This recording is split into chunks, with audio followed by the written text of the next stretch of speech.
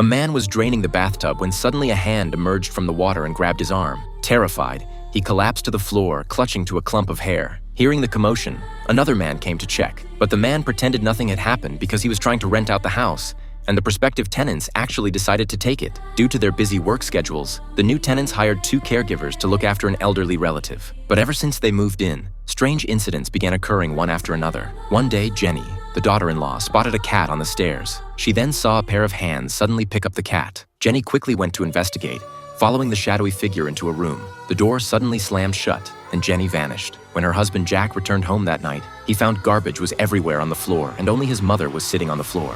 He asked where Jenny was, but receiving no response from the elderly woman, he went upstairs. There, he found Jenny lying on the bed in agony, seemingly possessed and unable to speak.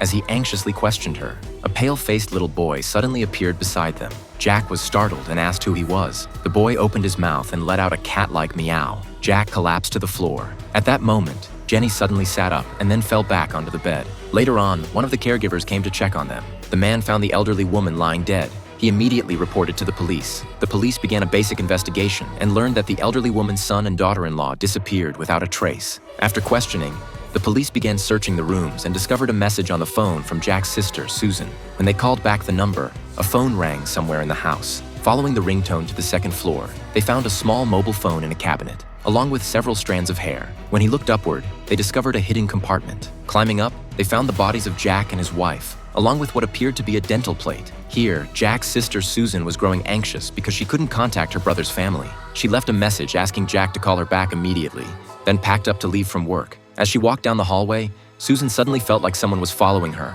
The feeling grew increasingly intense. Susan quickened her pace and eventually hid in a stairwell. Just then, her phone rang. Seeing it was Jack calling, Susan felt relieved, but then terrifying sounds came through the phone. Susan anxiously put away her phone, only to notice the lights flickering strangely on the floor above, and she saw someone suspicious was climbing up from below. She fled to the security office and told the guard about the situation. The guard go and check, but found nothing unusual. Watching through the security monitors, Susan felt relieved until a disturbing scene appeared on the screen. A dark figure emerging from the stairwell. Frightened, she rushed home, nervously closing her eyes in the elevator, but she didn't notice something terrifying happened again. The little boy's face appeared in the gap of the elevator doors. This horror movie is called The Grudge. Highly recommended.